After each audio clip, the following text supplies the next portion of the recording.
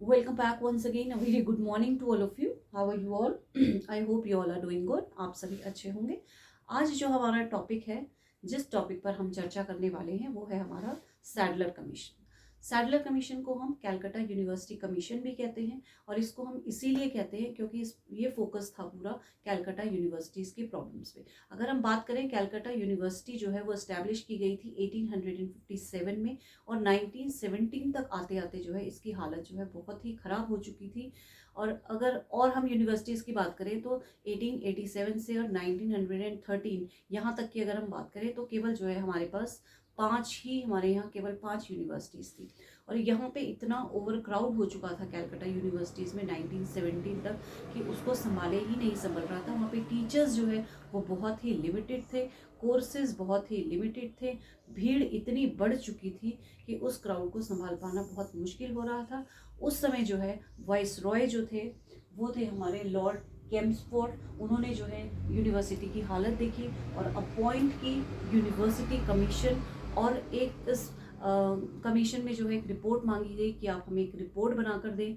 Report जो है Calcutta university के ऊपर थी कि आप बताएं कि इस जो कैलकाटा यूनिवर्सिटी है इसमें समस्याएं क्यों हो रही हैं, क्या समस्याएं हैं यहाँ पर, क्यों जो है ये प्रॉब्लम्स बढ़ रही हैं, क्यों इतना क्राउड यहाँ पर हो रहा है, क्यों यहाँ पर टीचर्स नहीं है, क्यों यहाँ पर कोर्सेज कम है. जितनी भी समस्याएं कैलकाटा यूनिवर्सिटी की है वो सब जो है आप हमें रिपोर्ट में बताएं. और ये समस्याएं, इन समस्याओं का कारण क्या है, इन समस्याओं को किस प्रकार से दूर किया जा सकता है, ये सब जो है उन्होंने अपनी रिपोर्ट में मांगा. और इसके लिए जो है उन्होंने एक कमीशन गठित किया, एक कमीशन बनाया, एक कमेटी तैयार की जिसके की चेयरमैन थे माइकल अर्नेस्ट सैडलर, जो कि उस समय वाइस चांसलर थे लीड यूनिवर्सिटी के. और इन्हीं की कमेटी में जो है 2 मेंबर्स थे, इंडियन मेंबर्स थे, जो कि आशुतोष मुखर्जी थे. आशुतोष मुखर्जी जो है वाइस चांसलर थे यूनिवर्सिटी के और दूसरे जियाउद्दीन अहमद थे. तो ये कमेटी बनी और इन्होंने जो है अपना काम जो है स्टार्ट किया. तो कैलकाटा यूनिवर्सिटी कमीशन 1917 टू 1919 तक इसका टाइम पीरियड माना जाता है. Appointed under the chairmanship of Michael Ernest Sadler, vice chancellor of the university of Leeds. 2 Indian members sir Ashutosh Mukherjee and Ziauddin Ahmed. Lord Chelmsford 1916 and 1921 तक जो है वाइस रॉय थे उस समय. उन्होंने जो है अपॉइंट किया था appointed university commission report on the problems of Calcutta university. जो उन्होंने मांगा, उन्होंने एक रिपोर्ट मांगी कि कैलकाटा यूनिवर्सिटी की समस्याओं से रिलेटेड जितनी भी प्रॉब्लम्स हैं एक रिपोर्ट आप जो है हमें तैयार करके दें. ठीक है. अब जो है आते हैं हम उनकी रिकमेंडेशंस पर कि उन्होंने क्या क्या रिकमेंडेशंस दी. और एक चीज़ और हम डिस्कस करना चाहेंगे कि कैलकाटा यूनिवर्सिटी में जो है उस समय ये प्रॉब्लम्स क्यों आ रही थी. क्योंकि उस समय जो है 1st से 10th तक जो हमारा कोर्स का टाइम पीरियड था वो 10 ईयर्स का था. हमारे पास 11th और 12th उस समय नहीं थी. अगर आपने सुना होगा, अगर किसी ने पहले 10th और 11th और 12th करी भी है तो वो कॉलेज में कहते थे कि हमने कॉलेज में की. तो ये स्कूल में 11th और 12th जो है नहीं होती थी उस समय बेसिकली. तो ये रीज़न था कि बच्चा जो है 10th के बाद सीधा यूनिवर्सिटी में प्रवेश कर लेता था, सीधा यूनिवर्सिटी में एडमिशन लेता था. और इस तरीके से सारे के सारे जो है 10th के बाद सीधा जब यूनिवर्सिटी में जाते थे तो वहाँ पर जो है इतनी ज़्यादा भीड़ बढ़ गई कि उस भीड़ को संभाल पाना बहुत ही मुश्किल हो गया. तो ये भी एक रीज़न था कि जो है हमारी कैलकाटा यूनिवर्सिटी इतनी ओवर क्राउडेड क्यों हो गई थी. अब हम आते हैं इसकी रिकमेंडेशंस पे और इसके हम आगे चर्चा करेंगे. सबसे पहले था making changes in secondary education. सबसे पहले कहा गया कि सेकेंडरी एजुकेशन में जो है चेंजेस किए जाए. जब तक सेकेंडरी एजुकेशन भी अच्छी नहीं होगी तब तक जो है, जब तक सेकेंडरी एजुकेशन में चेंजेस नहीं किए जाएंगे तब तक जो है हम हायर एजुकेशन पर ठीक से जो है हमारी नहीं हो पाएगी अगर हमारी सेकेंडरी एजुकेशन अच्छे से नहीं है. तो उसके लिए क्या किया गया, school courses should be for 12 years. ये कहा गया कि जो आपका स्कूल कोर्स है, जो हमारा स्कूल कोर्सेज है जो हम 1st से लेकर 12th क्लास तक करते हैं आज, उस समय जो है 10th तक ही था. तो ये कहा गया कि जो हमारा स्कूल कोर्स है, टाइम पीरियड जो हमारे स्कूल का है वो हमारा जो है 12 साल का कर दिया जाना चाहिए. Government should create intermediate colleges separate from university. और गवर्नमेंट को जो है ये सेपरेट यूनिवर्सिटी से जो है इनको स्कूल्स को जो है 1 से 12 तक जो क्लासेस हैं वो यूनिवर्सिटी से अलग कर देनी चाहिए. इंटरमीडिएट कॉलेजेस बना दिए जाने चाहिए जहाँ पर जो है 1st से लेके 12th क्लास तक की जो एजुकेशन दी जाएगी ताकि जो है यूनिवर्सिटी का जो है बर्डन कम किया जा सके. Curriculum should be related to art, science and engineering and industrial education. और ये कहा गया कि जो 11th और 12th क्लासेस होंगी उसके करिकुलम में हम आर्ट्स रखेंगे, आर्ट सब्जेक्ट्स रखेंगे, साइंस सब्जेक्ट्स रखेंगे, इंजीनियरिंग सब्जेक्ट्स रखेंगे और कुछ वोकेशनल इंडस्ट्री वगैरह से रिलेटेड रखेंगे, ताकि जो है बच्चा अपने फ्यूचर पर जो है फोकस कर सके। जो बच्चे अच्छे हैं पढ़ाई में वो अपनी पढ़ाई में आगे बढ़ें, और जो लोग वोकेशनल या इंडस्ट्रियल कोर्सेज करना चाहते हैं वो लोग वो वाले कोर्सेज कर सकते हैं। Degree courses should be of 3 years after intermediate.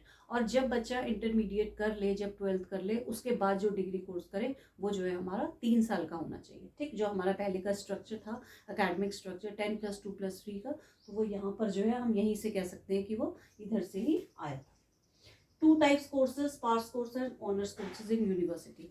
और जब बच्चा यूनिवर्सिटी में जाए तो वहाँ पर 2 टाइप्स के कोर्सेज होने चाहिए। एक होना चाहिए पास कोर्स और एक होना चाहिए हमारा ऑनर्स कोर्स। पास कोर्स हमारा उन लोगों के लिए होना चाहिए जो कि आम बच्चे होते हैं, नॉर्मल बच्चे हैं, कि बहुत ज़्यादा पढ़ाई में अच्छे नहीं हैं, या मतलब ठीक है एवरेज बच्चे हम जिन्हें कह सकते हैं ना। और दूसरे हमारे जो है ऑनर्स कोर्सेज उनके लिए होने चाहिए जो बच्चे इंटेलिजेंट है या बहुत अच्छा कुछ कर रहे हैं, या उनका प्रेजेंटेशन परफॉर्मेंस जो है बहुत अच्छा है, तो उनके लिए हम ऑनर्स कोर्सेज की सुविधाएं प्रोवाइड करेंगे। Separate boards for high school and intermediate school. और इंटरमीडिएट स्कूल्स और हाई स्कूल्स दोनों के लिए जो है सेपरेट बोर्ड होने चाहिए, ताकि काम जो है आसानी से किया जा सके। Admission in university only after intermediate classes. University में जो है एडमिशन केवल जब बच्चा इंटरमीडिएट पास कर ले तभी आने चाहिए।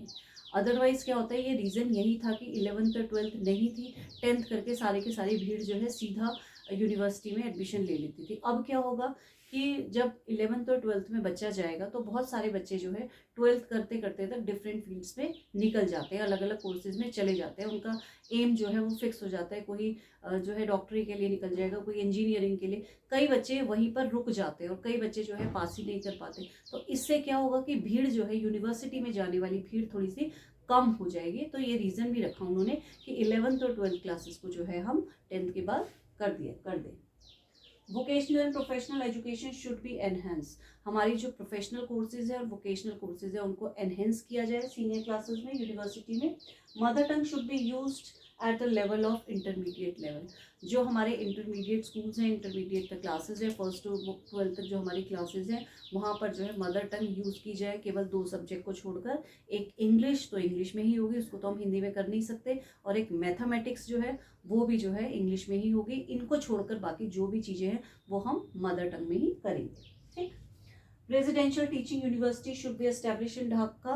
रेजिडेंशियल स्कूल्स जो है, टीचिंग स्कूल यूनिवर्सिटी ढाका में जो है एस्टेब्लिश की जाए।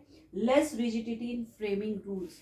और जो हमारे यूनिवर्सिटीज़ के एडमिशन के डिफरेंट टाइप्स के जो रूल्स एंड रेगुलेशंस बनते हैं उनमें थोड़ी सी फ्लेक्सिबिलिटी हो। नियम जो है बहुत कठोर ना बनाए जाएं, ताकि हर कोई जो है उनका पालन कर सके।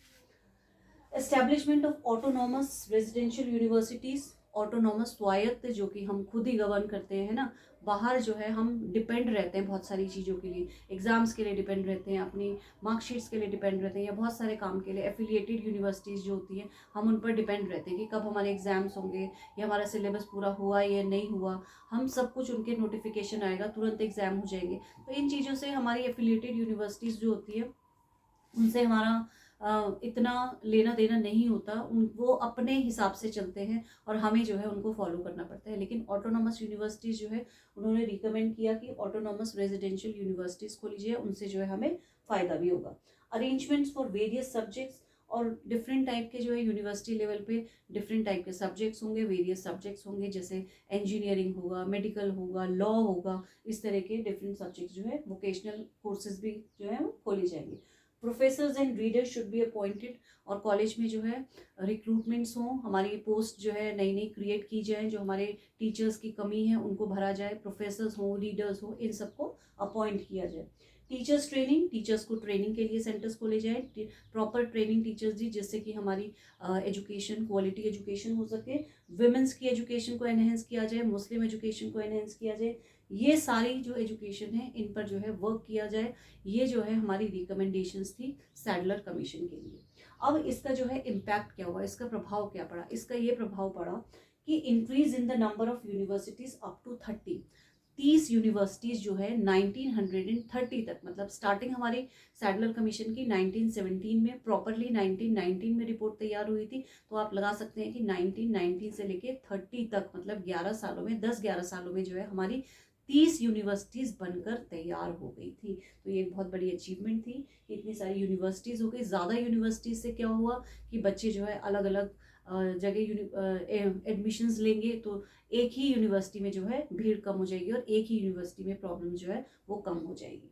Academic activities increased in universities and colleges with honor courses. Different type के academic एक्टिविटीज़ बढ़ गई यूनिवर्सिटीज़ में, कॉलेजेस में ऑनर्स कोर्सेज बढ़ गए। तो इससे क्या हुआ, बच्चों के लिए बहुत सारे कोर्सेज भी खुल गए डिफरेंट टाइप के, है ना। बच्चे जो है अलग अलग कोर्सेज में एडमिशन लेने लगे, अलग अलग कॉलेज में अलग अलग कोर्सेज, तो जिससे कि जो भीड़ है वो सारी छट गई और समस्याएं जो है वो कम होने लगी।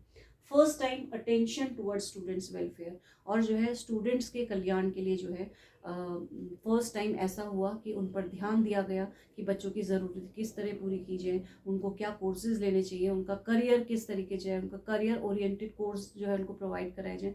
इस तरह से जो है उन पर ध्यान दिया जाने लगा। Board of students welfare was formed in each university. हर यूनिवर्सिटी में जो है बोर्ड ऑफ स्टूडेंट वेलफेयर बनाया गया। Post of professors have been created, और जितनी भी जगह खाली थी, जितनी भी पोस्ट भरनी थी, जितनी भी टीचर्स की कमी थी, प्रोफेसर्स की कमी थी, लीडर्स की कमी थी, उनके लिए जो है पोस्ट जो है क्रिएट की गई। तो ये था हमारा सैडलर कमीशन, जो कि मेनली कैलकाटा यूनिवर्सिटी की समस्याओं के लिए बनाया गया था। जब ये काम सैडलर को दिया गया था तो उन्होंने ना ही केवल कैलकाटा यूनिवर्सिटी में रिसर्च करी, ना ही केवल वहाँ की समस्याओं को देखी, बल्कि डिफरेंट बहुत सारे डिफरेंट यूनिवर्सिटीज़ जो उसमें थी, बहुत सारा रिसर्च वर्क किया उन्होंने। काफ़ी सारी यूनिवर्सिटीज़ में जा जाकर जो है काफ़ी यूनिवर्सिटीज़ पर रिसर्च किया, और तब जाके उन्होंने जो है ये एक रिपोर्ट तैयार की थी जो 1919 की, जिसको हम सैडलर रिपोर्ट कहते हैं। और इस बेस पे उन्होंने जो है कैलकाटा यूनिवर्सिटी की जितनी समस्याएं थी उनके लिए रिकमेंडेशंस भी दी, और उनका प्रभाव भी बहुत अच्छा निकल कर आया। आई होप आपको ये वीडियो जो है मेरी अच्छी लगी होगी। सैडलर कमीशन और कैलकाटा यूनिवर्सिटी कमीशन जो है आपको समझ में आ गया होगा। नेक्स्ट वीडियो में मिलते हैं, तब तक टेक केयर। अच्छे से पढ़ें, अच्छे से समझें। कहीं कोई दिक्कत हो, परेशानी हो, डाउट हो, कमेंट बॉक्स में लिख कर ज़रूर दें। और वीडियो अगर अच्छी लगे तो लाइक करें, कमेंट करें, क्योंकि आपके कमेंट और लाइक्स ही जो है मेरे लिए मोटिवेशन का काम करते हैं। नेक्स्ट वीडियो में मिलेंगे और ईजी से ईजी लैंग्वेज में आपके लिए वीडियो बनाने की कोशिश करूँगी। तब तक के लिए टेक केयर, बाय बाय।